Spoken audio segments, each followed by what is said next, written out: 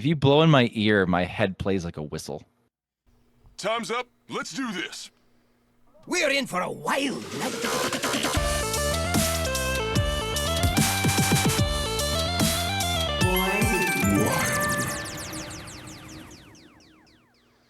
Welcome, everyone, to episode 231 of Born to be Wild, a wild and wild adjacent Hearthstone podcast where we have fun, hang out with friends, talking about the wild and wild adjacent formats of Hearthstone and spotlighting members of the wild community.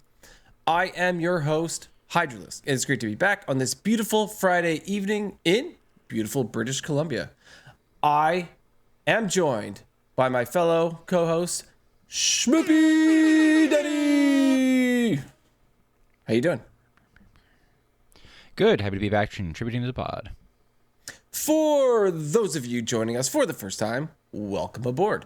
We record this podcast live every Friday evening at twitch.tv/borntobewildhs, and the video version of this podcast is then posted to YouTube shortly thereafter. Audio versions are also distributed to all podcast apps. However you are watching, listening, or absorbing via osmosis this podcast today, thank you. Yes, you. Content plug, Schmoopydady. Before we get into the main topic of the show tonight, I'd like to say a quick thank you to the patrons of our show. Your support means the world to us. If you enjoy this content, please like, subscribe, and comment on this video on YouTube.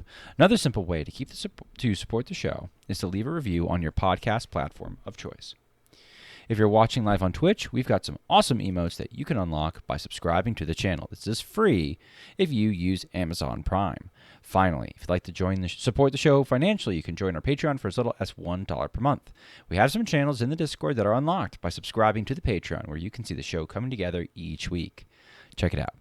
And if you'd like to interact with us personally, please join our Discord, a free and amazing online community of friends from all across the world who love talking about Wild Hearthstone. Links to all of this stuff and more, including our merch, can be found on our website, which is www.borntobewildhs.com. Hydra, how's your week? My week was, I'm going to say, pretty uneventful. Like, way too much work. I am so stoked for this week to be over, get back into the weekend. I was hoping that I could take Mini Hydra snowboarding this weekend, but he ended up hurt his ankle skateboarding this past summer. And I don't know what he keeps doing, but something's happening where like he keeps hurting it. And I'm not. Maybe he sprained it and didn't let it heal back, and now he keeps spraining it. I think that it's something along those lines, unfortunately. And so he's like, no, I'm good. And then you'll catch him walking when he thinks no one's looking, and he's like really nursing it, like he's limping, and but in front of you, he's just like walking like there's nothing. And he's really into the gym these days. And I was like, yeah, maybe you should take a break. He's like, no, I'm fine. But he's going on a trip to, what is it called? Silverfish, Montana. On the snowboard trip, it's like 11 hours from here, something like that. Even though it's actually, okay. As the crow flies, it is like not far. But the way you have to drive through the Rockies to get to it, it's this like ridiculous road. And it takes like 11 hours to get there. So anyways, I told him like, hey, that's coming up on the 23rd. So let's just give it like a solid 5 days of you not doing something kind of crazy, and maybe you'll be okay for that. Like, I don't want you to get to this big mountain in Montana and not be able to snowboard properly. Like, that's a far away place to go and then not be able to have fun. So he better nurse it. Anyway, I finally finished. I talked about it for like 3 weeks straight, I feel. I'm getting such a slow start on my book reading for this year. We are on the 17th, and That's okay. I know, but that's okay. I finally finished my first book of the year. It took way too long. You're talking like a wild player here. You're just like you're trying to chew through the books too quickly. You gotta like, it's okay. You can enjoy reading. You don't have to just grind 3 accounts on reading and keep them all up and hand one off to your son. It's okay. It's all right. You know what? I gave that drug up about like 2 years ago. I think at this point, I think we hit 2 years when I had decided to not grind 2 years on clean. 3 to 4 accounts. And Wild stuff. it feels good. Like, Yeah. it actually feels good. It is sort of, it may have had a negative effect on not caring as much about my regular account too. Because like I needed to grind each one every single time. And it was so hard letting go. And then now, even on my regular account, I was like, okay, I hit D5, good enough. Just like with that mentality. And maybe that's not a bad thing. I remember at one point, one of my New Year's resolutions was to like, I gotta hit legend on at least 2 out of 3 every month. And I'm like, that's not ideal. You could, but like that's a pretty concerted effort. It's a lot of games. It's a lot of games. But And yeah, I feel like so you're busier now too. So I am busier. Unfortunately, while I do really enjoy my, I don't want to call it my new job. We're at over a year at this point. I became a manager like not this past November, but the November before. Time really flies. And yeah, like it takes up way more of my time than I thought it would. But anyways, I finally finished Play Nice. I started it last year and finally finished it. It's kind of, so I guess bittersweet because it's just like the subtext or title of this book is The Rise, Fall, and Future of Blizzard Entertainment, right? So that's exactly what you get. It's everything from the beginning. They talk about all of the games. They get into Hearthstone. There's a whole section on Ben Brode, how he started with the company and his eventual leaving to go do Marvel Snap. And it basically, like, spoilers, it's a cliffhanger because Blizzard's an ongoing company, right? right. And so it's like we'll see like where it's at. But there's so many times where after there's been these times where they fall because they rose so high and then they'll fall. Right. And then there's some hope of it's getting better and then they fall again. And then there's hope and they fall again. Like with Overwatch They're on the League hope coaster. because Overwatch League was supposed to be like the NFL of esports was the idea, right? And where is that now? It's stuff like that. There's certain things that, like there was one game that I forget what it is called now, but it was supposed to be Overwatch. Overwatch was a way bigger game than it actually is. It ended up just being like people shooting each other, but it was like an open world GTA style game before it was that. Oh wow. Okay. Yeah. Yeah. And then they cut all the fat and just made you shoot each other. Like there's so Which much people like. which people like, right? But anyways, so yeah, it sort of ends off with there's like kind of none of the original people on the team. I'm sure there's still some long-term employees that have been there for a long time, but a lot of the people have stepped away and they're creating their own things and everything. It's a really cool read. I would highly recommend it to anybody who really loves Blizzard games, especially if you grew up playing like the old Warcraft games, StarCraft and Diablo. Like the first half of the book is all about the creation of all that stuff. So highly recommend. But basically that's been my week, really. Not a whole lot. Hoping to play some more this weekend, but I'm stoked about what we're going to talk about later. But first, Schmoopydady, how was your week? Sure, I'll keep it pretty brief too. My Schmoopy update is he did great at school this week, and so He got into on 2 separate occasions. He got 2 Pokemon cards from the prize box. So he's coming home with these foils, and he's just like, Dad, look at these. And they're like common cards. So he's like, Dad, look at these cool cards. And it's like Pikachu with a rainbow behind it. And I'm looking at the abilities. I'm like, Schmoopy, this card tutors a card, and this card draws a card. Like, you can look at the top 6 cards of your library and pick a Pokemon to come out of that. That's really strong. You can build around that. So like, I'm trying to like also sort of weave in some card gaming lessons so that I guess like, he can become a degenerate like me later in life. I don't know. I'm just sort of some cross-pollination of like, both making him a more strategic thinker, but also play card games. Oh well. But that was cool. He enjoyed that, and he's really been playing on the machine that I'm on right now. He's been playing a lot of Lego Marvel Avengers because Cool. he saw Schmoopy Mommy play it, but she wouldn't let him play, and now it's time for him to try after she's gotten 100% of everything. So that's been his week. He's been in general in pretty good spirits. Been a good boy. Work, I have been doing my paper airplane unit all week. I do Nice. different difficulty paper airplanes.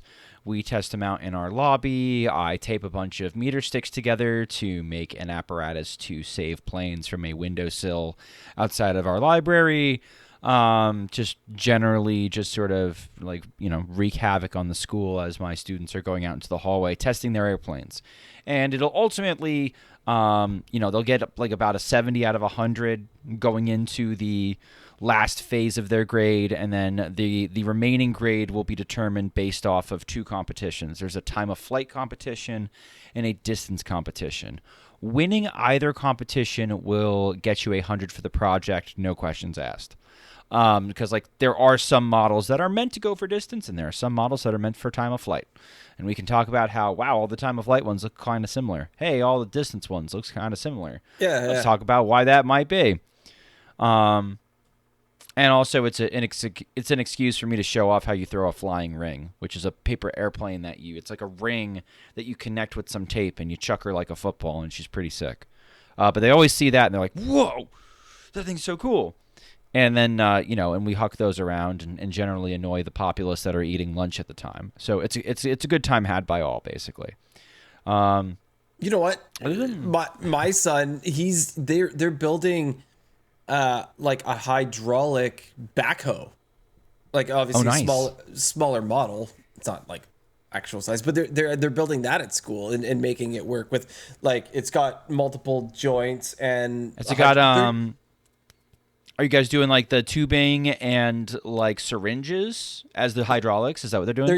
They're definitely they're using tubing and they're using water, not like a hydraulic oil or whatever, but they're using water instead. I'm sure water is way more free than the school buying hydraulic fluid. But I think that might be the case. That might be the case. But yeah, I thought that was super cool. That is cool. No, I've seen that done in my tech department too, but that's not quite my expertise. I know just enough about engineering to be dangerous, not to actually do any engineering, just to pretend that I could to people who don't know what I'm doing. People who know that I'm doing would be like, whoa, stop. which is often the case when I was working with robots. As far as like Hearthstone goes, been just sort of goofing off on stream, playing viewer decks. No real events planned. I might do like a Survivor contest the day that the mini-set comes out to kind of be like, all right, chat, give me the best deck using new cards that you could possibly do, and like see how what goes furthest there, and talk about it. And because I'm kind of looking for good stuff, but also I'm looking for some more fun stuff. My THL team is in the semifinals. Yeah. It's not looking good. Neon Heron got swept earlier this morning. Devil Lion, our 1 seed, our valiant 1 seed who high rolls everybody, lost 2-3. So we're looking at, we've got 2 points. We're down by 8. 3 of us still left to go: Azalea, Kari, Super Based, and myself. I play probably sometime tomorrow night. We don't have an actual time written down. We just have like an idea what we're going to do. I don't know. This might be my last THL season for a while. I might need a break after this because I know I've been doing it for a while and I needed an excuse to like keep up with the meta. I don't really need that excuse anymore, considering like I'm doing content now and like meta reports and like studying the data about what's actually good and also giving partly feels and just sort of going from there. So, you know, I don't need that excuse anymore. Now it's less fun and more of a headache. So that's where I'm at there. You have lasted way longer than I did. I signed up for one season, like back at the beginning. I'd probably still sub and stuff, but my record's terrible. Like I've been a very middling player for a long time. Where like I've had one season where I was the season before Devil Lion joined our team. He got MVP and I came in second. Like I was like 7-1 one season. But for every like 7-1 I have like a 1-7 or like a 2-6 or like a 3-3, like just sort of just very middling stats because like for a long time I wasn't bringing good decks to the competition. Who knew bringing good decks you win games. So that's neither really here nor there. I think my greatest achievement right now is honestly I've been playing more Wild. This expansion, a little less Arena. In part, I don't really like this Arena. And in part, I really like this Wild. I've been finding a lot of decks that I kind of enjoy playing off stream that are not necessarily troll decks, but like they're good enough to win a game, but they're a little goofy, like Starship Priest, right? So like, you know, you queue into aggro, you can absolutely roll Starship Priest. You queue into anything that's not aggro, you can kind of get there. You can kind of like figure it out if you get the right game plan. Really cool decks like Discover Hunter and, you know, just Miracle Rogue, you know, decks that I've just sort of been pushing as the expansion's been as like, hey, this is something you could try playing, something you can try playing.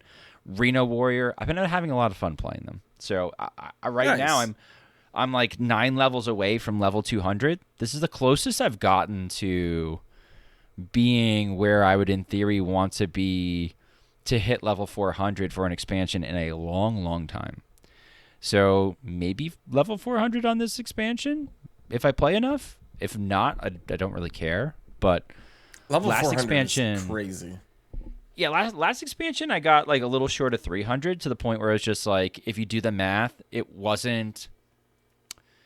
I bought the pass and got some value for it, but it wasn't like the best value. Like I think after level 297, the pass is basically paid for itself and is a better value than like a mega bundle. But I was like short. I was like 276 or something like that. And I was just like, But this, I think I'm gonna blow past this one. So that's basically where I'm at. We've got a lot to cover tonight. How's the news going? You know what? Oh, wait, we have some before that. Oh, crap. Yeah, before we get into the news, we don't do this that often because, I mean, Hearthstone's been around for quite some time, so we don't hear these very often. And I know that you're all still out there. This is still happening. So please post on Twitter or in our Discord when you hit first time legend. So for those of you that are unfamiliar with Wolfie Hawk used to stream Hearthstone in between, like, I'm going to say like he started streaming Wild in my recollection around the beginning of Wild, and was kind of streaming in those like 2017 to 2020, like that kind of era sort of thing. And then he sort of dropped off like the planet as far as I was concerned. And he's got a very unique stream because he's a truck driver and he basically like brings his laptop with him and he'll stream out of, if he's got Wi-Fi, like out of the cab of his truck, or when he was doing his mobile hotspot in the hotel or something like that this time around. And it was okay. It was actually like it's a couple skips, but like, you know, nothing for what he was doing. It was a pretty impressive quality. Yeah, for sure. And so, because we all know a lot of hotel Wi-Fi is not the best. But anyways, he'd been streaming for a long time. He'd been playing the game for a long time, and never really made it a complete goal, maybe, or just never crossed that finish line of hitting legend. And he brought his stream back. He's been offline for years at this point, and decided he's just going to keep playing, keep streaming. And he ended up crossing that finish line for the very first time, and he caught it on stream and entered Wild Legend at 970. And so I just want to say congratulations to Wolfie Hawk. I'll probably tag his Twitch link in the show notes, but it's twitch.tv/WolfieHawk, and that's spelled WolfieHawk. He's a homie, so check him out. Yeah, I'd say the general vibe is like Marlboro Man, but instead of smoking Marlboros, he's smoking a pipe and playing and playing Libram Paladin, and it's fantastic. He's playing like bluesgrassy sort of folky music, and definitely that trucker vibe. But he's a nerd playing Hearthstone, so like I don't know, salt of the earth people, really cool stream. I was like, I hopped in. I was just like, I need a beer for this stream. I can't. This guy's enjoying himself. I want to enjoy myself too. Oh yeah. It's fun. I know, especially since like Hydra, you probably have characters like Wolfie, working in your machine shop. I went to college with characters like Wolfie, but like, a little bit younger. It's a good time. One of my like favorite things is he's super chill. Like you can see in this picture, he's sort of laying back, and it's a little hard to see, but he's got a pipe in his hand, right? And like, let's say he was right about to kill his opponent and they played Reno Jackson. He goes, "Yep, that's Reno Jackson. I guess we lose." And then he just like concedes and moves on to the next one. Like, on. If he wins, hell yeah, brother, hell yeah. And there's a little counter. You do exclamation point hell yeah plus, and that adds the hell yeahs on Wolfie's side. It's an immersive experience. Highly recommend. All right, let's pop into the news. Welcome to the news. The news is so good. All right, so finally, StarCraft is back on PC. So it's about time. Heroes of StarCraft is here. We can finally talk about all this stuff. We got a post, and so Heroes of StarCraft is our biggest mini set ever with 49 all new cards. You can get them in the Dark Beyond packs or as a complete 94 card mini set. And so pricing here, the normal version is $19.99 American or 2,500 gold. The all golden version is $79.99 or 12,000 gold. The all golden version also comes with a bonus diamond copy of the Grunty legendary minion. So individual factions from the mini set are also available for $9.99 or 1,200 gold.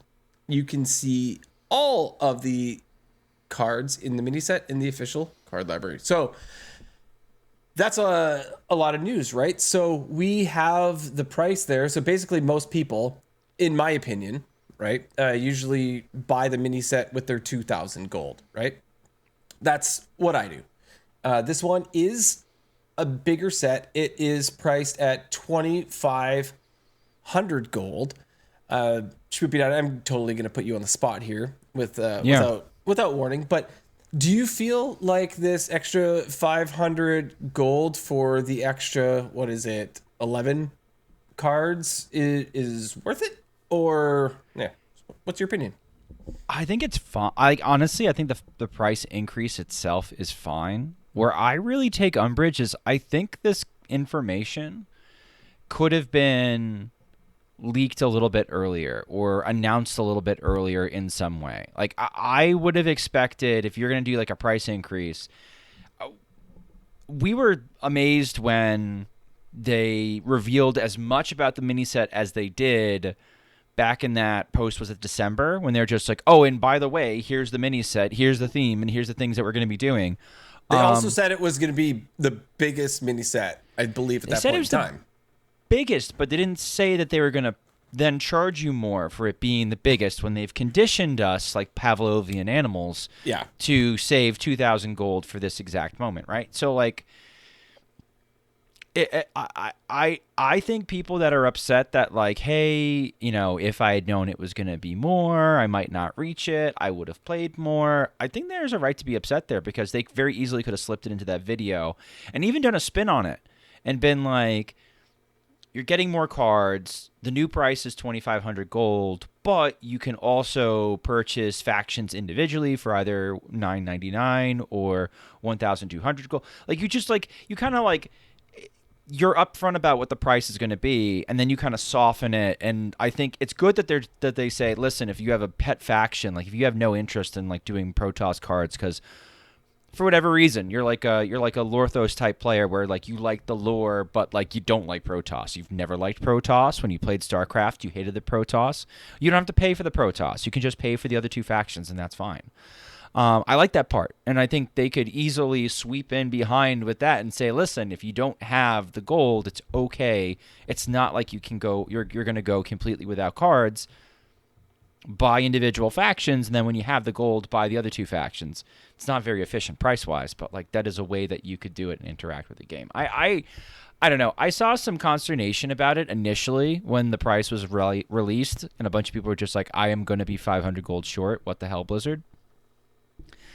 And I thought it was like an unforced error. It was like another example of sort of poor communication or poor communication strategy when one of these changes kind of comes down the pipe. That's sort of been, you could argue, sort of the theme of this year. We've had gaffes aplenty when it comes to new stuff being announced, whether it's, you know, rewards track stuff or what have you. So like, I was a little disappointed there, especially when like we learn sooner what the price is going to be, can't say anything, and then are sort of watching the train, the car crash happen in slow motion as like, oh man, people are going to be pissed. Oh man, people are going to be pissed. It's not a good perspective to have because I would have hoped that they would have gone out a little bit earlier. I guess a week is fine. I could make up, 500 in a week, but I play more than other people. So I don't know. That's my 2 cents. Yeah. So after reading Play Nice, I sort of, and being sort of involved with a business that's trying to make money myself, I sort of can understand the angle. I'm not saying the angle is correct by any means, because Blizzard in the beginning was 100% about the player experience. They didn't release games until they were ready. They would work on games for years, and if they weren't good enough, they would ditch them. They weren't necessarily thinking about those like monthly and annual revenue numbers and all that sort of stuff. It is different now. They were with Activision. They always had a parent company like above that. But they had freedom before, and then now they're with Microsoft, right? And it's a little bit different. This is my opinion, but just from kind of what I've been reading, they're going to build hype over this. This is a StarCraft set. It's like super awesome. They're going to get everyone excited about it. And they probably feel like, well, if you tell them the sticker shock, they're worried. They're worried at the very beginning. So you got to get the hype going, and then last minute you're going to be like, yeah, it costs 500 gold more. So people are like, crap, well, it's 500 gold more, but I still really want it because now they're so hyped on it. Opinion. I'm not saying that's correct, but yeah, I guess that's fair.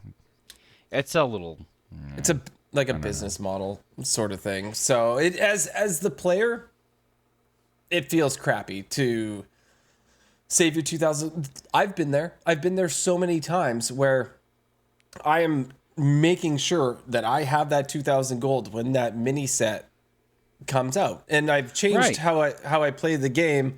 And this time I have like 5,000 gold or something because I didn't spend any from day one of the last expansion. Got you. So I'm up around like 5,000 of unspent gold that I've just earned from the rewards track at this point. So like I'm cool. I'm good. But there's other people that have been calculating this and buying packs, and they've stopped at the 2,000 point, right? And it's a bit of a bummer. Right. They're going to have to grind that out, and they're going to be late in playing the new cards. And at some points on the rewards track, it's easier to get that extra 500 gold, and sometimes it's not. Like you could be on a step on the reward track where you're just like, oh my god, it's like I'm 2,500 experience from the next step, and I play like 3 games a day. I guess And I you need to shouldn't have bought those 5 packs. win your games to get your achievements now. Yeah, I mean, well, yeah, I mean, and in some cases that's true, right? So like it's just unnecessarily frustrating when given a little bit more information. Am I saying that it's going to be super popular and everybody's going to be super happy? No, there's still going to be some people that are like annoyed, but at the same time, like nerds have sat down and like looked at it like card per gold and been like, actually the other 15 cards for the 500 gold looks kind of okay, especially since one of them's a legendary. Like you can like price it out and like it's not an unreasonable price point. That's not what I have an issue with. I have an issue with it's like being unaware of the rhythm of the player, where it's like we're not, we aren't given the opportunity to save up enough gold for it habitually. Our habit's broken, and now we're like having to pivot. But maybe it's like, you know what? You do it the way that you said, Hydra, and it's like, oops, no, it's 500 more gold. Well, shoot, now I guess I have to spend real money on it, right? Like it starts making you assuming the worst in scenarios like that, which is not a way to make any goodwill. So, like, for a community that's sort of cantankerous and sometimes requires some massaging of goodwill, this is just like very clearly just, it's just going to antagonize certain circles. Hearthstone Math's probably already come up with like 5 videos on YouTube about why this is a horrible thing. They're each half an hour long. They're they're synced up with a dance number. It's just going to be great. So like, and honestly, I can't really defend it because I don't think it's right. So, you know what sucks too is that I have already convinced myself that I want this in gold. I do not have 12,000 gold. So this is an $80 purchase, but for me it's probably closer to 100, I guess. I was gonna say you have the Canadian pricing, which is always kind of like, not always, I guess the market changes, but at the moment it's not advantageous for you. Yeah, so I'm gonna spend $100-ish, give or take. Could be a little more, actually, maybe. Usually the mini set comes in gold $87.99, but this one has more cards in it, so it's probably a little higher. Anyway, which sort of bums me out. I could spend $87.99 on, like, what's that stinking new game that they have in the Blizzard store that's you can pre-purchase right now? It's like a new release, and I could buy that, right? Or I could buy this mini set that is extremely nostalgic to me, and I'm probably gonna do that. I'm probably gonna buy the nostalgic mini set because I love StarCraft. It's one of my favorite games of all time. I usually get both, honestly, because like to a certain extent, the production values for the gold set for what I do is an advantage, but also dust wise, the mini sets, when it comes to balance changes, like the mini set cards get hit disproportionately all the time. And I don't think this one's going to be any different. There are some busted cards in this mini set. I'm always astonished at how quickly the mini set bad narrative starts. I think this time it started on Tuesday when we got our first card reveals. Oh, I'm really disappointed in the set. I can't believe this set is so bad, those sort of things. And it's just like, we do this every time, chat. We do this every time. We see the mini set. We say, oh, it's going to have a low impact. The set sucks. the set comes out and something is very, very, very busted and very clearly busted from day one. And the same people that are complaining that the mini set has low impact are like, oh my God, this is broken. This needs to be nerfed within 48 hours. And then they're scrambling for gold, and like they're hopefully hopping into Twitch chats to me like, the set's bad, right? The set's bad, right? And like we're like, it's like DEFCON 5. There's alarms going. It's like, no, it's not bad. It's not bad. All the cards are good. Half the cards are busted, right? And so they're like, oh my God, but like no one's punished. No one's punished for their stupidity of like, I have to read your opinion that you think the mini set is bad every day for like an entire week until we've seen all the cards. So like, I don't know. I just get grumpy about it. We start calling you Grumpydady. Oh, maybe I am. Oh, am I turning into Grumpydady? It's all the viewer decks. Hold on. It's all the viewer decks. New segment. They're changing You'll see me. it here. You'll see it here next week on Born to Be Wild. Grumpydady. Oh, okay.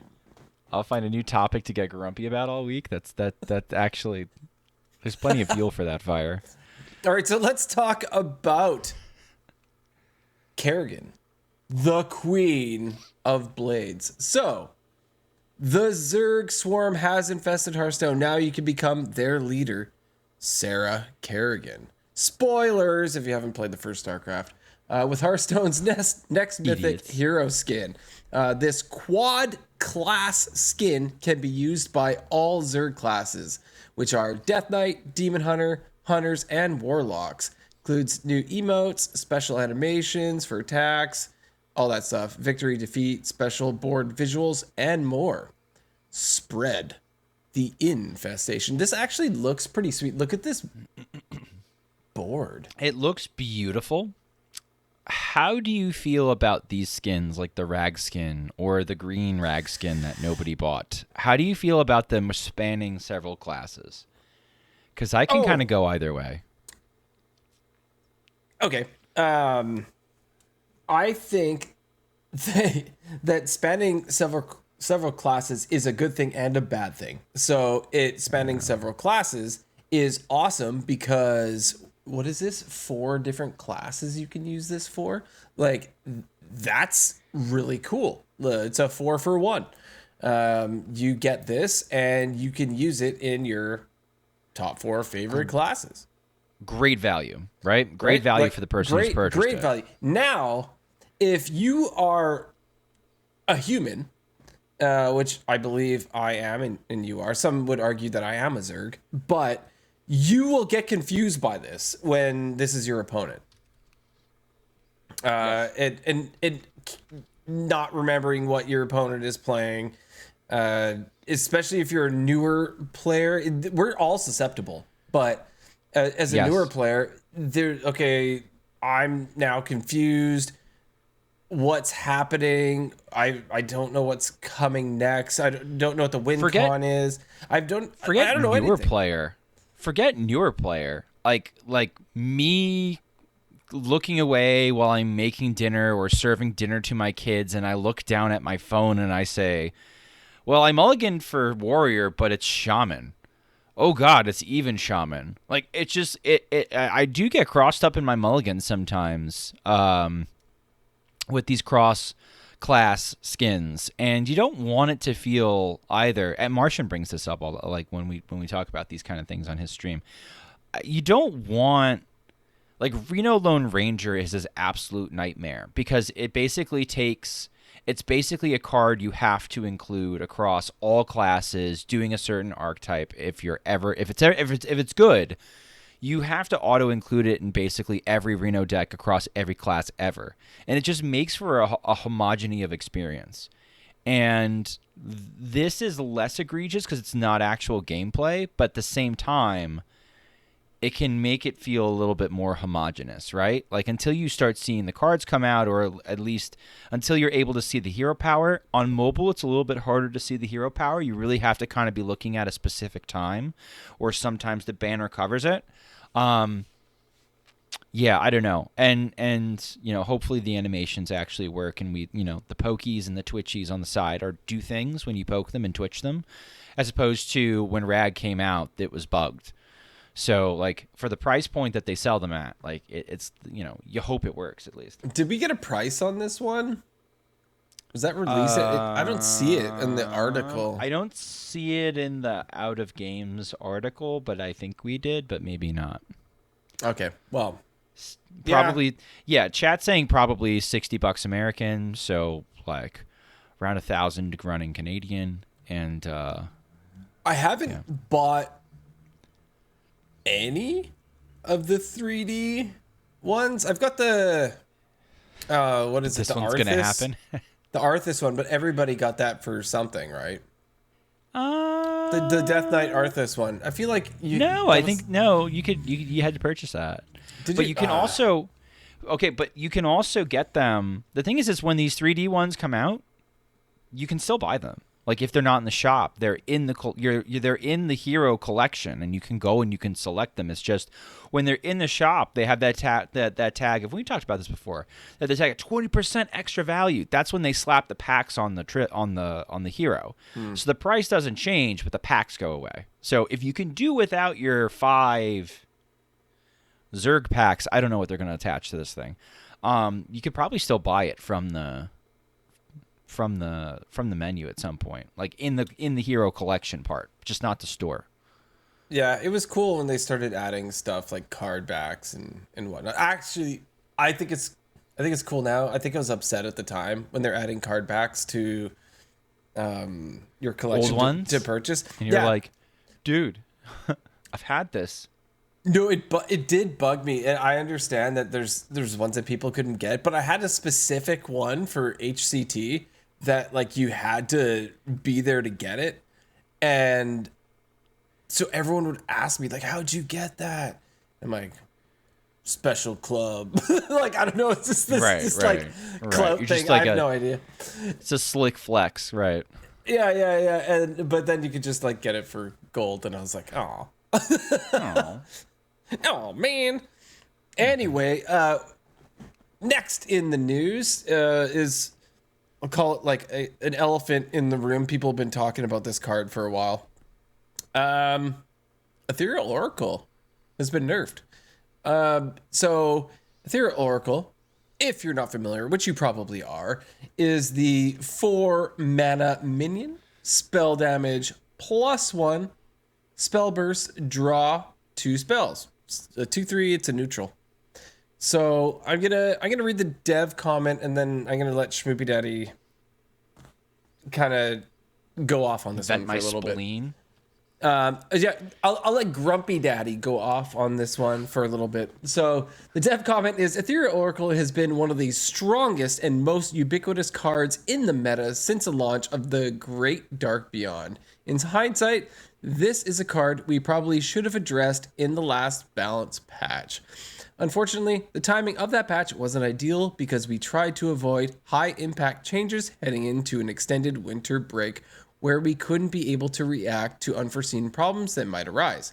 Instead, we're adding the change to this major patch because we've already expected a meta shakeup with the mini-set, and we have our usual built-in balance window from a few weeks from now for any necessary follow-up adjustments. This is disenchantable. Disenchantable versions of Ethereal Oracle will be eligible for full dust refunds for 2 weeks after this. I love that, the 2 weeks thing. It's so much better than it used to be. All right, Grumpydady, go. Yeah, so there's kind of two, I would say, maybe more than two, but like the two prevailing thoughts around this card are more than two. There's a crew of people who play Hearthstone who say this card is degenerate and enables OTKs and encourages off-board strategies and it needs to die. And then there's people who are just like, this is a cool card. This is like a good card. Is it a busted card? It's not even a busted card. It's just a card that enables decks to exist. And this next part's hard to articulate because in part I have a vested interest, right? Okay. I feel like Hearthstone is changing as a game. And we've talked about this in previous episodes where it's just like What do they really want to do with Hearthstone going forwards?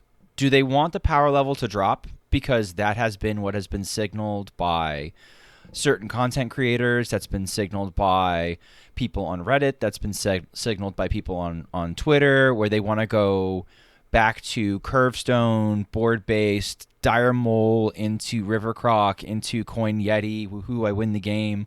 Like, is that what Hearthstone has to be going forwards with, like, mechanics that only sort of play into that? Or is the game going to mature a little bit and change a little bit, but maybe in a good way and attract a new audience? And from my perspective, both as a content creator, but also just sort of outside as a fan of Hearthstone, I think it's a little eerie or even ghoulish that when we do the theory crafting events, that you are constantly bringing back old personalities from yesteryear who don't really play the game anymore or associate with the game or have fun with the game anymore. Raffle got me into the game. Raffle got me into Wild big time. I owe everything to Raffle as far as playing this goes.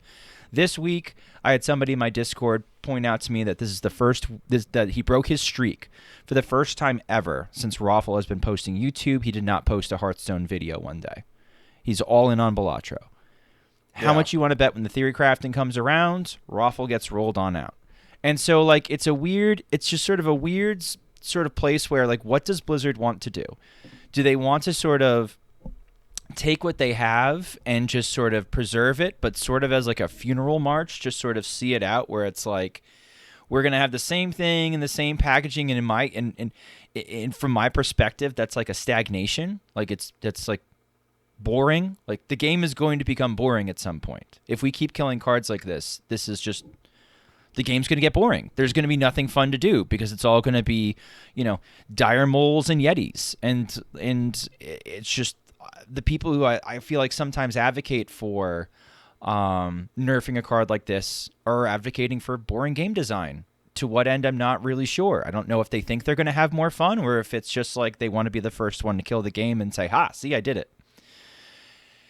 And so I've got sort of like that part. But also, I think they should be worried less about sort of giving into that sort of community feedback and more into like, well, maybe we can grow out with new people that are still having fun in the game. And I consider myself amongst those people. But again, it's awkward for me to advocate to that, well, you should support me better, because I don't think that's what I'm doing. I'm doing this as like a hobby. I have a day job that I do much better on than I do streaming. Streaming's awesome. I have a very nice community that has been very generous to me with their time. But, somebody like, it's nice seeing somebody like Curly Wordy get a shot at an event coming up that we're going to highlight later in the news. Like, I think that's a good thing that like they're looking for younger streamers, little smaller streamers that are having success and trying to bring them along. I want to see more of that and less of like, let's parade out Trump SC for the 90th time, or let's parade out Crip and see what he's going to do. Like, it's like these guys are definitely a part of the history and you can't completely divorce yourself from them. But at the same time, it's like, why are we still attached to these people, especially if they don't like the game anymore, especially if we could keep designing things that they don't like in the game anymore. But the game has to progress. Like, power creep's not a dirty word. If we don't have power creep, the game gets boring. So I don't know. This is like a nerf that's kind of like, well, let's bring everything down to starship level. And I don't know if that's really where you want the game to go. What do you think, Hydra? This could have been, it's a 4 mana 2/3, which is a little rough. It's a little rough. You're obviously chaining this with something that's a 0 mana card, right? to draw to at this point. You could try. Like at this point, it's really, really rough. And I understand, like, I feel like there's a lot of people, not a lot, there's a few people with big voices that can get things like this stamped out, right? And as you said, if the game is gonna evolve, and the people that have been around for a really long time, streamers from the beginning, don't like how the game is evolving, they have that large voice that can just kind of end it, really. Like if you have tens of thousands, 100,000 followers, however many, and you feel strongly about something, they're influencers, right? You can influence a whole crowd. And then so let's say I get like 30,000 views on my YouTube channel for every single video that I put out, and I decide to attack any card, like whatever it is. There's now 30,000 people that just watch that, and they're going to tell their friends, and that spreads. And there's a chance there's nothing wrong with the card. I'm not saying there's nothing wrong with this card. It's definitely strong, and it's being played in a lot of places, which is a sign of a good design. But it spreads like wildfire, and the pitchforks and torches get out real quick when you follow your favorite content creator. And it's like, it's also, I feel like this nerf is in part a show of what I'm sort of starting to perceive as like a toxic cycle in Standard. I mean, they're nerfing decks so often that people, in order to keep up with the Standard meta, I feel like have to... It's weird because like they'll nerf a deck and then like, okay, is the deck dead? Is the deck not dead? And if it's hand buff Paladin, it's still alive. If it's not hand buff Paladin, it's like, eh. And like some people, and like some people play more Standard than I do, say like, well, like, you know, there are some decks that have been sort of playable in Standard for a long time, but I know a lot of people who are just like dust poor. And they're like, yeah, nerf. Let's see some nerfs. Let's see some nerfs, man, so that we can get some dust, so that we can make new decks. And it's like, it's just sort of this cycle where this is why I stopped playing Standard, because I stopped trying to chase the best Standard deck. I was just like, screw it. Like, I don't want to have to join this rat race. Let me go play Wild where it's more stable. And to be honest, I've been seeing a lot of Standard players in like the Standard communities, or like the half and half communities, like Curly's community that I interact with, being like, yeah, I'll try Wild. Wild seems okay. And they hop in and they're like, hey, this is kind of cool. This is a little different from Standard. Standard's so boring right now. And Standard also gets like more polarized because there's fewer cards, and so there's fewer answers to certain decks. And so like in Wild, you can feel almost like you have more, like I died on 4 to a Shadow Priest, but like if I cleared their Shadow Priest board turn 2, I had a hand in my game, right? So like it's different. And the game's going to continue to be different, and we just can't play Hearthstone the same way forever. And I've evolved as a player. I've watched United and Stormwind go, and Alterac, I feel like I've made a lot of growth, and these powerful decks like keep coming out, and I keep, you know, learning them, and it's making me a better card player. I don't know if it's resistance in the general population to do the same or what. But it's too easy right now to just sort of say, well, we need to stop what's happening to Hearthstone because it's going in the wrong direction. And in my opinion, just like drive it completely into obscurity or mediocrity to the point where, you know, it's a rival's going to show up and catch up. And by the time that they do, I think Hearthstone's going to be left in the dust because their momentum's going to be going one way, and the other game's going to be going in the other way.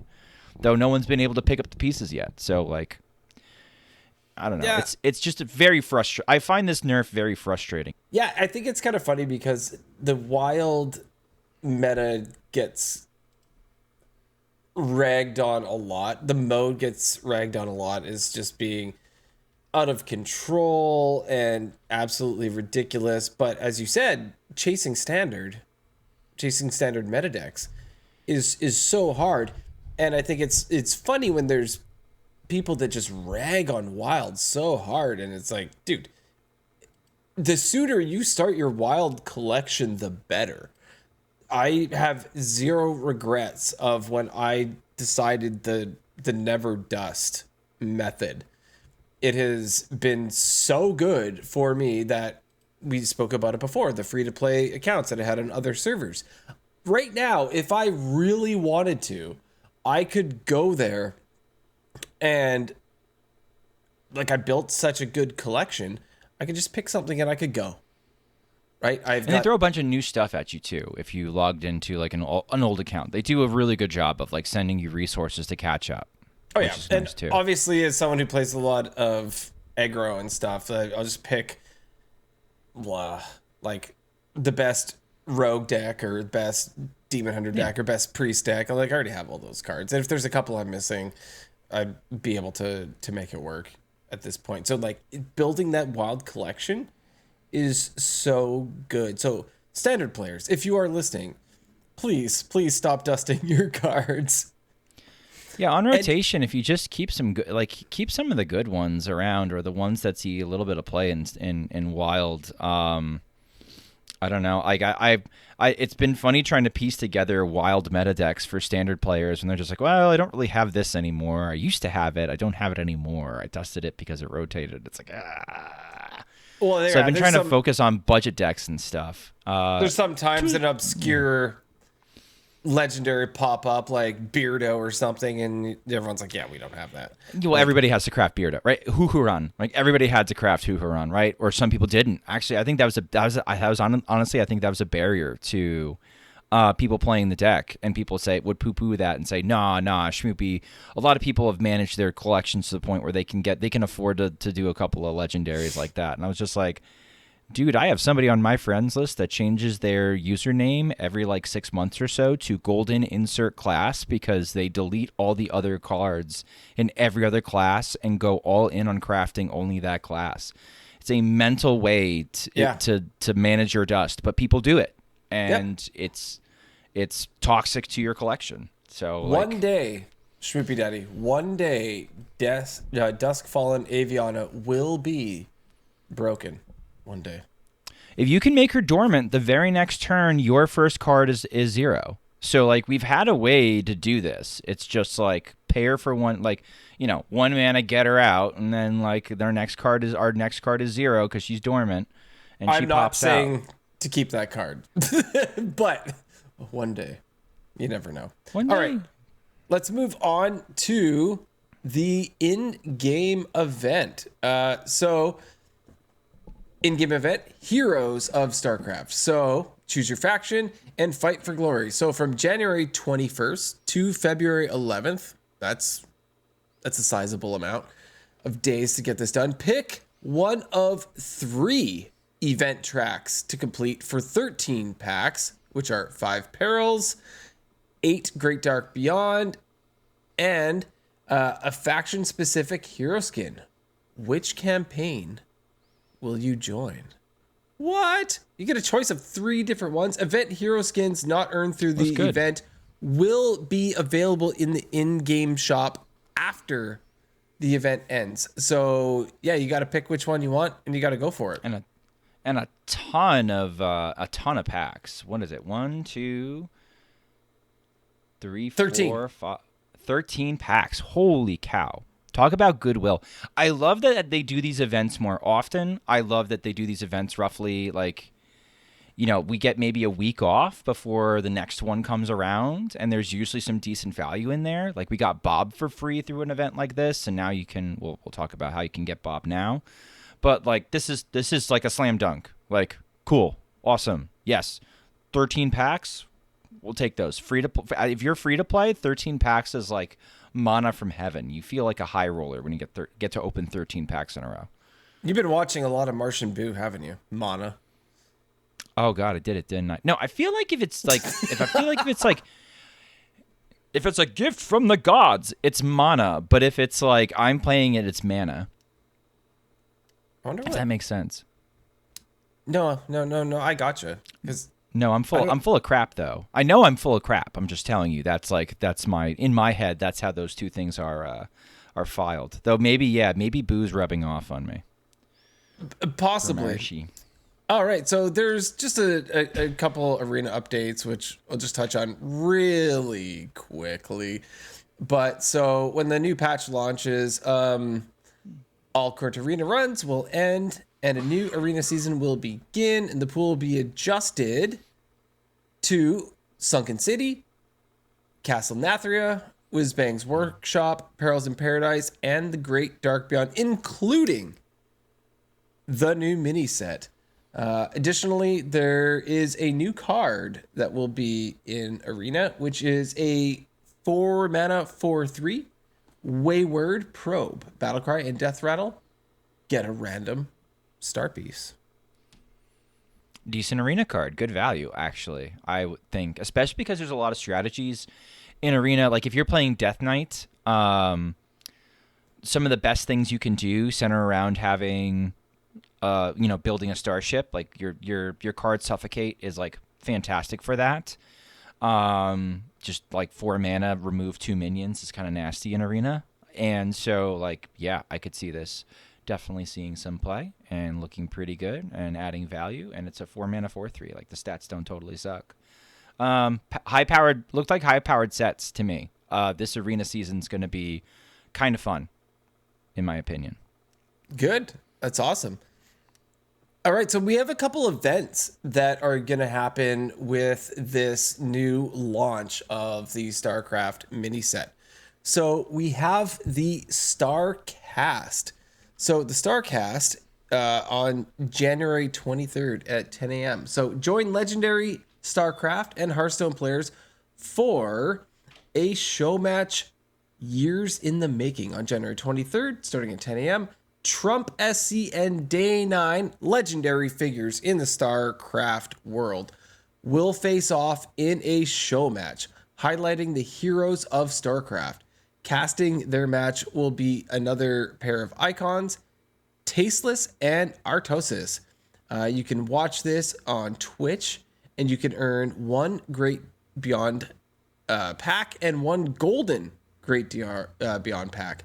So make sure that you have, your Twitch linked up to your Battle.net account so that you can get that. I think that that's super cool because like Trump SC, if you did not understand the SC part, that definitely meant StarCraft.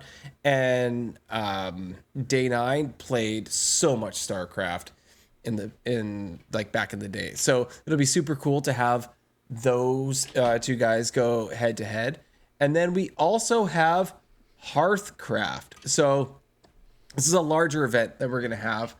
And that is join the community creators for the Hearthstone matches and mini games as they complete for faction dominance. Faction members will also take turns guest casting matches with host and caster extraordinaire Sottle. So we have 3 teams for each faction. We have Team Terran, which is Freelink, Jombray, and Baby Bear. Then for Team Protoss, we've got Zeddy, Tars, and Theo.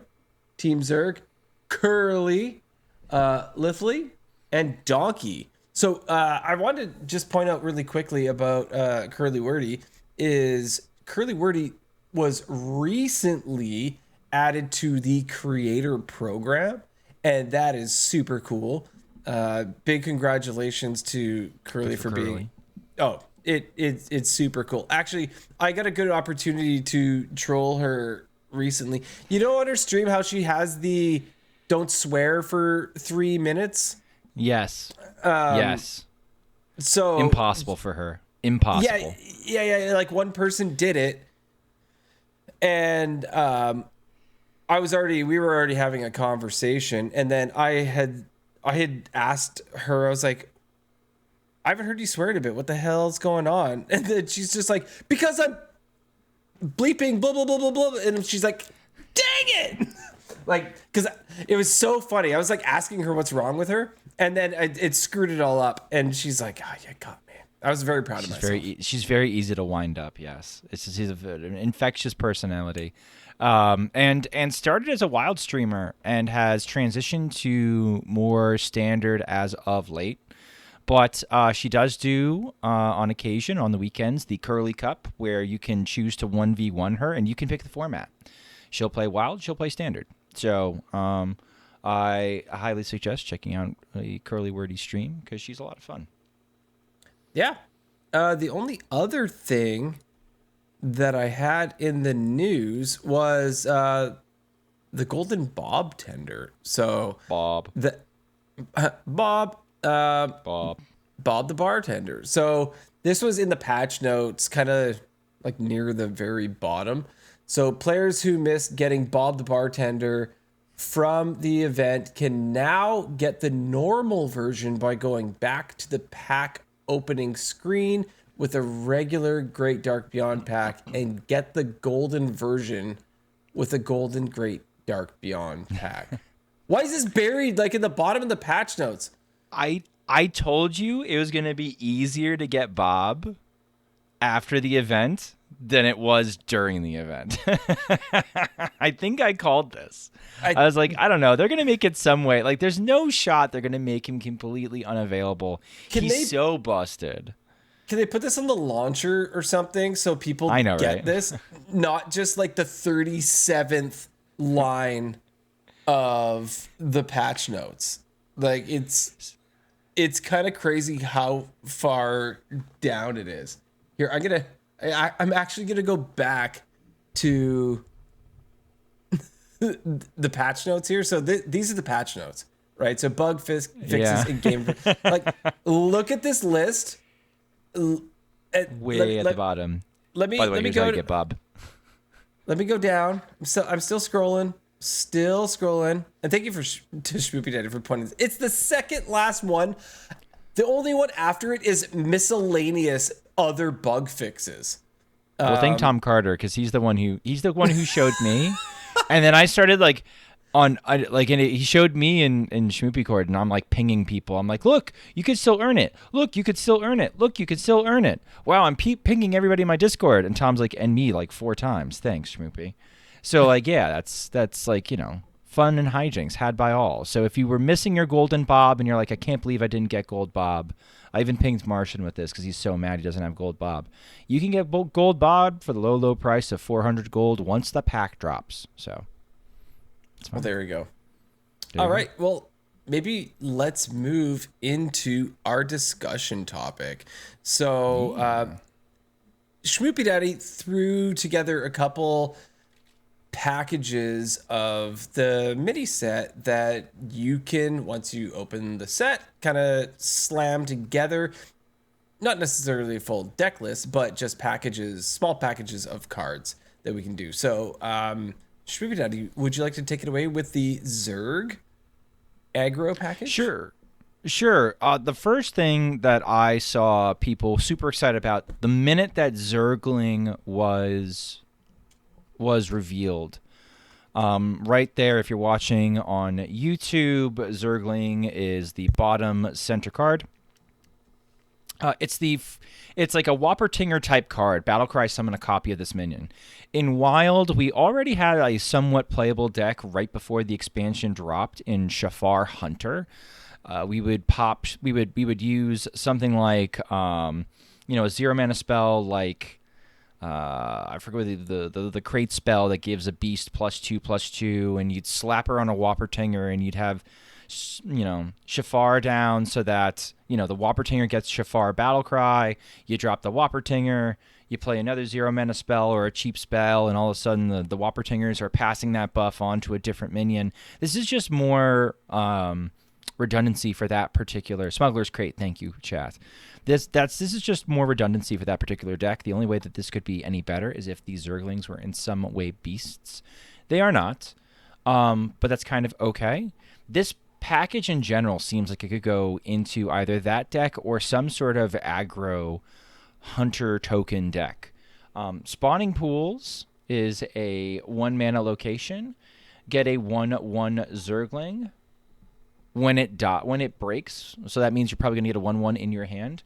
When it breaks, all your Zergs have Rush, so you can sort of lay back in the weeds and sort of wait to use this, and then just slam it all down, and you're good to go. But even 1 mana for 2 1/1s, yeah, you got to play them from hand. But we're 3 mana for 2 1/1s. I think one thing I want to say, which is kind of funny, how you can have 7 slots on each side of the board, right?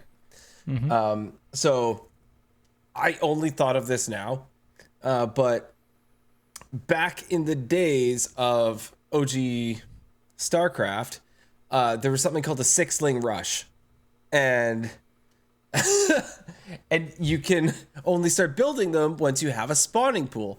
Well, since there's 7 slots on the board, your spawning pool with your Zerglings, you can Flavor win. 6 lings. You can have 6 Zerglings on the board. That's a 6-ling rush. That is hilarious. I That know. is hilarious, though. That But also just you're a nerd. that just clicked right now. That's pretty cool. That's pretty cool that works. And again, this is going to be probably bouncing lots and lots of Shafar buffs if you want to go that route. If you get them to stick, we've got Hydralisk. It's a 3-mana 4/2. Hell yeah. Plus, using Wolfie's command. Hydra's card makes a debut. Deal 2 damage to a random enemy. Repeat for each other Zerg minion you control. If we remember, what was the 5-mana 3/2 pirate that we used to play in like Beast Hunter, and we drop it every Defias Blastfisher, I think it was. That was 5 mana. This is 2 less mana and is aggressively statted. This card is disgusting, Dude. It's good. Yeah, it's good, and we're gonna play it. It's gonna be good. That's why they made it class specific. They couldn't have made this one neutral. When I saw this, I messaged Hat and I was like, I know that you're not exactly on the design team, but thank you. I was like, thank you for making the card that has my name actually good. Because it's so good, right? So 2 damage for every random enemy. Repeat for each other Zerg minion you control. So that's up to 12 damage, right? Like and if you brand it, like that's one less board space. So now it's like it's 6 mana, deal 20.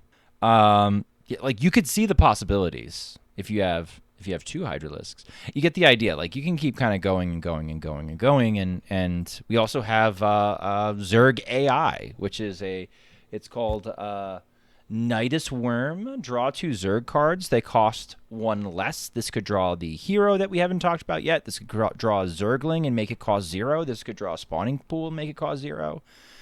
You get the idea. You could really build around that card, and you can. It's redundancy and draw that hunters could use. You might just run this card for itself, running like the hero card and 1 other Zerg card, just so that you can find it in like a Highlander deck. Because we haven't even talked about Kerrigan yet. Oh my goodness, this hero. So she reads. She's 7 mana, gain 5 armor. Battle cry. Summon 2 2/5 Brood Queens. Deal 3 damage to all enemies. This is basically Golganeth. But for all the Zerg classes, you can discount her, you can tutor her, and her hero power is 2 mana, deal 3 randomly amongst all enemies. Upgrade for each Zerg you control. So like immediately she's printing the Brood Queens, the Brood Queens. Yep. The Brood Queens are 3 mana 2/5s that print larvae at the end of the turn, and the larvae are like Shifter Xeris for Zerg minions. The Zerg minions are pretty high quality. Like it's a very small pool, so we're sampling from a very small pool. Sure, why not? And so you're looking at that, and she's generating a ton of value. It's a ton of damage. It can go over the top. It can go through taunt. It can be control. Right, like this we could just like hope that this doesn't hit face and hope it hits like a spammy little board. After dealing 3 AOE, like she is just very good. The theme is going to be, I think the hero cards are all very good. Some are a little bit more niche than others, but like this is the one that people are looking at. They're like, well, I think that goes in Shadow Priest. Well, I think that goes in Reno Hunter. Well, I think that goes in. Like you get the idea. It's just like everybody's getting ideas for where to run Kerrigan because she's Bastado. Like she goes everywhere. She goes everywhere. So this is like I called this the Hunter Zerg package because I saw Hunter mains having a very lovely time theory crafting this. with Yeah. Spittle coming out. Normally, Hunter mains, when a new set comes out, it is like they're professional complaint artists. They're like, none of our cards are any good. There's never any mana cheats. Like, you know, we haven't had a good face card in forever. All our cards do weird stuff. It's all parasitic command, mechanics, blah, blah, blah, blah, blah, blah, blah. And we'll talk about that a little bit of the set later. But, like, if you're willingly a Hunter main in the year of our Lord 2025, what are you doing to yourself and your mentality? But in any case, like, you know, we're talking about the only Hunter people. I'm not talking about Ron Mexico, who's a stable individual and part of the THL board. I'm talking like you know who you are. You're only playing Hunter. Like, if you're only playing Hunter, what are you doing to yourself? So this package is very good, and I expect to see make some impact on the wild format. So before somebody tells you that these cards suck and the mini set sucks, remind them these cards exist. What's our do you have anything to add before we say bye to your favorite card? No, I just am going to say that I believe that they've built the Zerg class very, very well. And it reflects exactly what they do in the game of StarCraft. And I'm really stoked to see how this shapes up.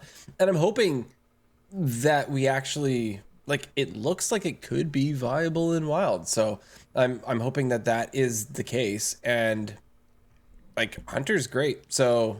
And I have to play Hunter now. They made the card with my name a Hunter class card. If you don't, you'll be mocked endlessly. I mean, this location too, for 1 mana doing what it's doing, we might actually play Seaside Giant. You might not even know what a Seaside Giant is. It's a 10 mana 8/8 that gets discounted by 2 every time we use a location. Like, this might be the kind of location that we use where we say, yeah, all right. And maybe we it's a neutral come location, up with some, right? And maybe we come up with, well, it's Terran, it's Zerg, so it can only go in Zerg classes. Yes, but also yes, it can go in any Zerg class. Like, maybe we also come up with a deck for the Jungle Gym, right? Like, we liked Jungle Gym. Yep. And so, like, maybe we run like 4 locations and enough Beastie tokens and enough Zergy tokens that everybody's happy, and you just make a face deck like that could be fun. And given that we can also play, like, you know, token spells to make beasts while also still having Selective Breeder to go get Acid Maw and Dreadscale when we want to, sounds like a viable Hunter deck. You can add in the Discover package, like, make it XL. This could be a lot of fun, and I think it's going to be playable. All right. Let's move on to a Protoss package. So we've got the Artanis, the Chrono Boost, and the Construct Pylons. Schmoopydady. Right. So a deck that looks at these cards and says, I want these cards. So to read what the hero does, Artanis, summon 2 3/4 Zealots with charge. Your Protoss minions cost 2 less per game. Hero power, give a friendly minion and your hero +1 attack this turn and Divine Shield. Okay, so, like, imagine you're using your hero power and you're usually buffing one of your charging zealots and your hero to go face. And since this is playable in Druid, what deck has ways to upgrade your hero power and its attack? Well, that's Questline Druid. So we can slap some cool cats on this sucker. Apparently, this won't work day one because of the way that the text is worded. But, like, because I'm never going to be a Hearthstone lawyer. I swear, I'm never going to be a Hearthstone lawyer because I don't think it makes sense to defend any of the way the cards are written, because how they're written, and then also sometimes how they're written ends up dictating how they act in the game, but then sometimes it doesn't, because what's happening is actually behind the card. You can't see what's actually happening because it's some sort of mechanic and how it's been programmed. So it's infuriating. But based on how this hero power reads, Cool Cat should upgrade it. So if I've got my 2 Cool Cats down and they've died, you're now talking about give a friendly minion +5 attack and your hero +5 attack, and give both Divine Shield for 2 mana. Kind of gross. That would be good enough on its own in Questline Druid. But something that Questline Druid desperately needs to fill out the last couple of slots are some sort of cycle. So we've got Construct Pylons. Your next Protoss card this turn costs 2 less. That's a 0 mana card. Yeah, I was calling it Protoss Prep, right? It's Protoss Prep, which is not the worst. Which is not the worst thing in the world, right? Draw 2 Protoss cards. Summon a 3/4 Zealot, summon a 3/4 Zealot with charge. So you're drawing 2 Protoss cards. You're summoning a Zealot with charge. If you're on 6 mana, you could basically hard cast your first one, and then you can probably reasonably say you're either going to get 2 Construct Pylons, which don't work on themselves, so you can't Construct Pylon, but you can Construct Pylon into Artanis. You can Construct Pylon into Chrono Boost, and then Construct Pylon into Chrono Boost, which is going to discount your Owls by 4 for 4 mana. This is just nice cycle. Now, how many of these cards are you going to run? The Chrono Boost can also go get the Artanis. So again, kind of tutorable. Just a little like self-tutoring package inside a Druid seems really good. It wouldn't shock me if you also see this package used in other places because, like, again, it's pieces, sort of tutoring pieces. We're not touching on every card revealed in the mini set tonight because, like, while there are some good individual cards that are not going to be included in these packages, I'm mostly looking at these packages because these are the things that I would focus on as far as a deck builder goes. It's neat when you have a good deck, then you slot in a new card and it makes that deck a little better. Like Bob and Hostage Mage is a great example, right? Yeah. But this could have this package could have a transformative effect on how Questline Druid impacts the meta. You're talking about, in a meta with if aggro picks up because everybody's playing Zerglings, Questline Druid would be pretty well posed to do some face racing. So this could possibly take these cards and sort of make them perform greater than they might otherwise in Standard. Yeah, I refuse to say anything more about Questline Druid because I can't think of a more boring deck. But you know what? Sometimes you just want to punch a button and go face. It's true. Sometimes. Okay, let's move into the Terran Starship package. This is the most controversial, and this is the one that I am championing the most. So this package is trying to fly in the face of a lot of anti-Starship sentiment in the community. You see Starships and you say Starship's bad. Why are Starships bad? Starships are bad because you got to pay 5 mana to launch the darn thing. Once you've launched the darn thing, you're then usually having to pay, you've usually paid full price mana to get all the other pieces down there, but the 5 mana in and of itself it's tough to, on turn 5, make that worth the payoff, right? What's nice about this package is everything is cheap. You got a Dire Mole that makes your next Starship launch cost 2 less. If you happen to draw both Dire Moles, now your next Starship launch costs 1. You got the Starport that summons a little annoying 1 mana 2/1 that when it's launched later has a pretty insane effect. They have 5 effects. These are random, right? So like you summon one from the Starport, you don't know what you're going to get. But one of the ships when launched, gain 7 armor. One of the ships when launched, deal 2 damage to all enemies. One of the ships when launched, get 2 random bonus effects. So like the Adapt, Wind Fury, Elusive, that kind of pool. The Reborn pool. Yeah. That. One of them is deal 5 damage to a random enemy, which is not like that's a decent chunk of change. And I forget what the last one is. The last one is I feel like more like a value-y one, which ain't that bad. Yeah. So that's the medevac. Starship piece. When this is launched, summon 2 2/2 Marines with taunt. 2. Yeah. So like. 2 of them. 2 of them. So I don't think they're producing these effects right away. They have to die and become Starship pieces. Like the Starship piece has to become like, building a Starship before you get these effects. But still, you're printing like early tempo, like 1/1, 1/3s and 1/2s. and then you're launching them cheaply. Liftoff draws 2 Terran cards while also summoning a 2/1 Starship piece with a random effect when launched. So I have high hopes that in the decks that have done well with Starships so far in Wild, we've seen Hunter and Priest kind of shine the most. Rogue a little bit, but Rogue's a little weird. Rogue, you kind of build like it's Mine Rogue, like old Mine Rogue, where Terran is eating stuff, nom nom nom, and you're printing more copies of things. But that one kind of fizzles. I couldn't make Mine Rogue work the same way as a Starship Rogue work the same way as Mine Rogue. But Starship Priest is fine, because you launch a huge starship, it dies, and then you bring it back with Eternal Servitude, and then you make a 1/1 copy of it with Divine Shield, and then like it's just everything is cheaper, right? Like you get basically your 5 mana launch over with, and then your mana cheat is you keep spamming the new starships.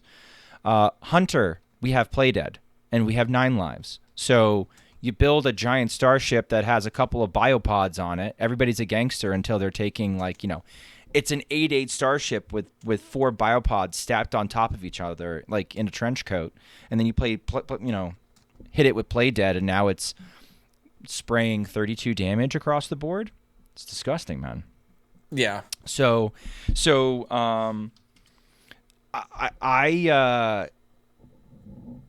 those 2 classes have been successful because they've kind of either done something cheaply once you've spent the 5 mana, or they've continued to do the mana cheat.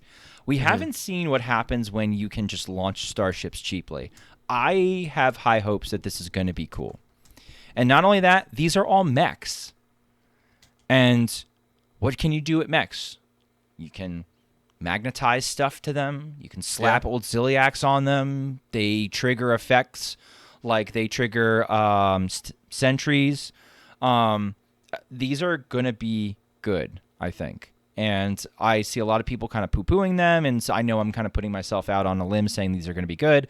I think this package is going to be nice across some of the Terran classes, especially it might be worth trying in Warrior and Shaman, where you have additional cards that make launching your starship even cheaper. I'm going to be interested to see what we can do with those classes. So these are the 3 packages I'm looking at. And again, I'm looking at the packages because I think these cards working in tandem are going to be what moves a deck in Wild, not necessarily individual cards. And these might, again, you can obviously slap some other cards in these packages and maybe do well with them. There's a busted 4-drop for Paladin. But one of the things I did want to talk about with Hydra is in the community, one of the sentiments around this mini set, part of the negativity being like, oh, well, the mini set sucks, is there are some people who are absolutely infuriated that we have so many starship pieces. They are infuriated that it feels like it's essentially a mini set with Zergs, Protoss, Terrans.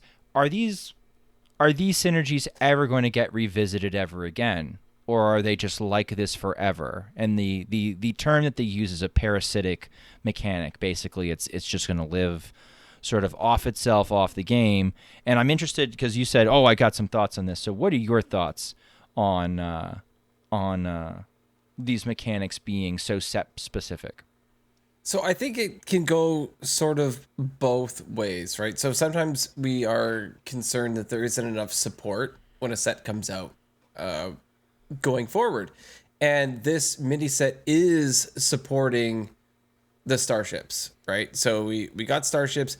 I struggle sometimes with the quest that says play 20 starship pieces. I actually usually throw that one away for something else.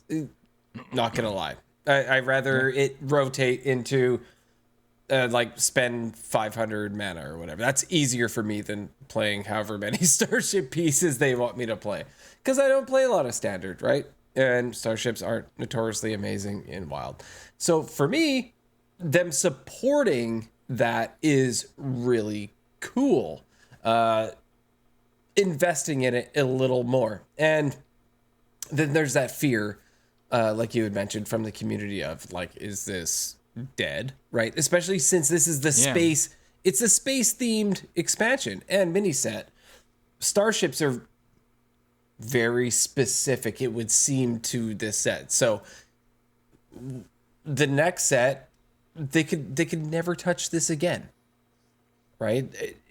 It unless it's thematically appropriate to do it, it may never come back, which is a little scary. But I will say that the support that we're getting now for the starships, I think is great. They added a lot. Now, if we're going to start getting into the factions of Protoss, Zerg, and Terran, I think at this point we're beyond this. It's almost dead in the water, right? Like, it is a limited amount of cards for those factions, unless StarCraft, Heroes of StarCraft and Heroes of Warcraft, Hearthstone becomes like more of a thing, and they decide to put more like StarCraft in it in the future.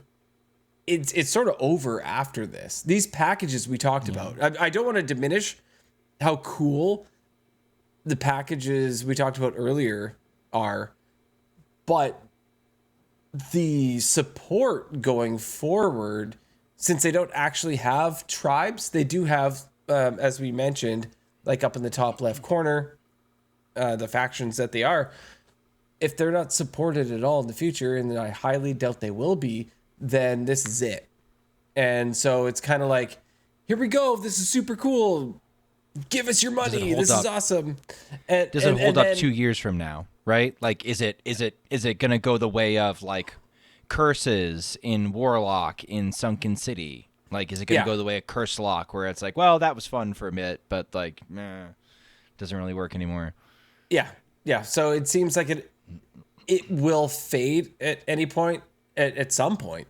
And like, I don't want to discourage anyone from, investing in this mini set, because it's going to be awesome. Like, while it's around, I'm just concerned about the future. Those are good cards. Yeah. Yeah, no, it's going to be fun. It's going to be fun. I'm going to be playing like all of these things for sure. But going forward, it's a big concern of mine, is like, what's going to happen with it? Was it just a flash in the pan sort of thing? Right. Your thoughts? Yeah, no, I think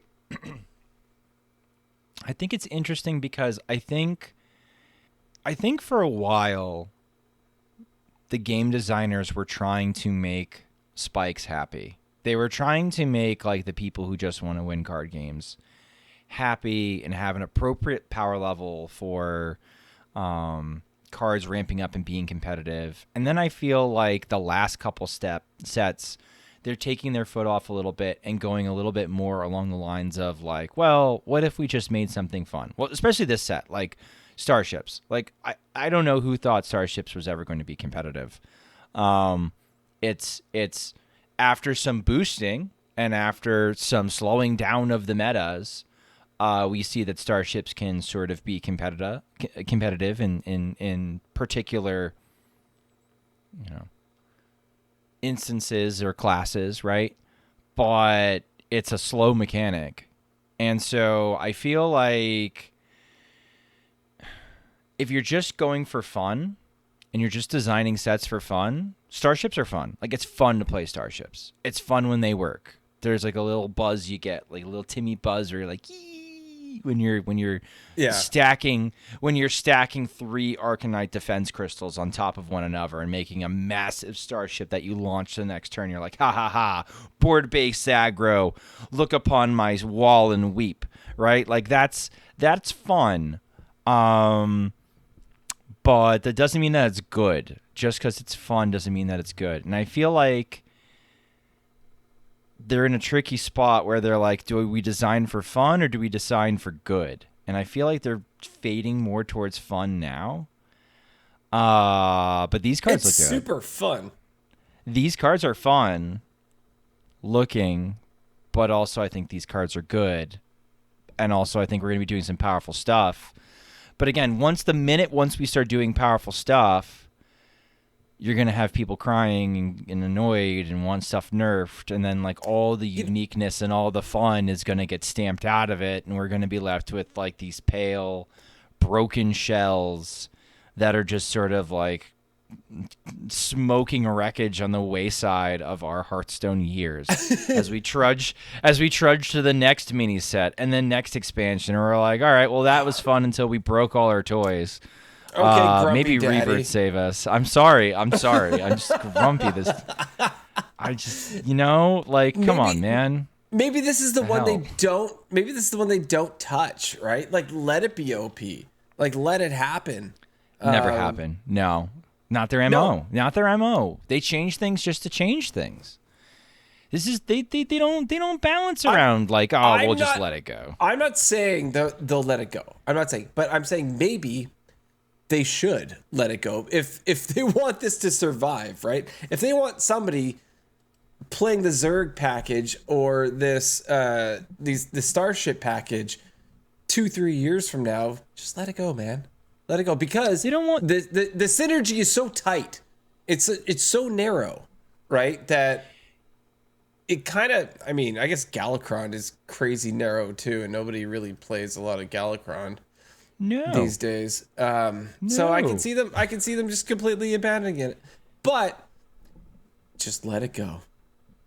Let it ride. Let StarCraft ride, please. But you can't, because if people are playing this for 2-3 years in a row, then nobody's buying new cards. It's like there's a lot of factors that just sort of contribute to the churn, right? And it's part of there's an incentive for Blizzard to keep things fresh and to ultimately have you move on naturally into the new cards. There's an incentive for standard players where it's like, well, I'm bored of this particular experience. I'd like the experience to change.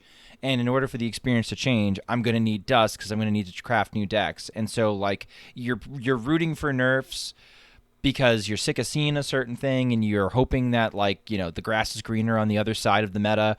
And then also you need the dust. And then also Blizzard's perfectly happy to oblige because, to hell with it. We'll sell more cards anyway. So, it's like we're in, Standard has felt dire for over a year on this sort of spin your wheel cycle. So... I don't know. I don't want to end on a negative note, but I'm going to.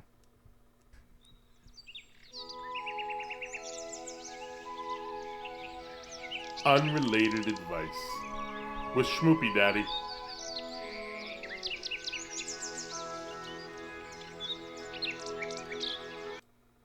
This question is maybe threefold. Okay. You told me that you have interesting conversations with your class about just things in life, right? Okay. You talked about that last week, right? Can you give me an Oh, well, maybe you've forgotten, but I'm going to give you a new one. All right. Mm-hmm. So I'm gonna ask you about internal monologues. Okay. First of all, what is an internal monologue? Does Schmoopydady have an internal monologue? And why do some people have them and why do some people not? Okay, so if I'm going to guess what an internal monologue is, that would be like your stream of consciousness. That'd be like your flow of thoughts, but it'd be probably, I imagine, a very specific type of stream of consciousness where you're narrating to yourself as if you are the main character in your story. I'd imagine Correct. that'd be what an internal monologue would be. Yeah, like you can hear yourself speak in your brain. Okay, now that I've properly defined that, do I have an internal monologue? I play Wild, so most of my thoughts and actions are completely executed by my lizard brain, right? The primordial part of your brain that is the least amount developed, that makes decisions quickly.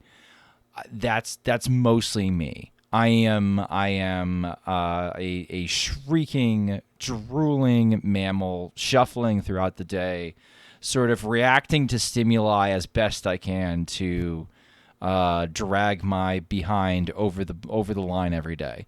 So no, there is no internal monologue. If you were to listen to what's going on in my head, there'd be mostly bright flashes, fear, and occasionally white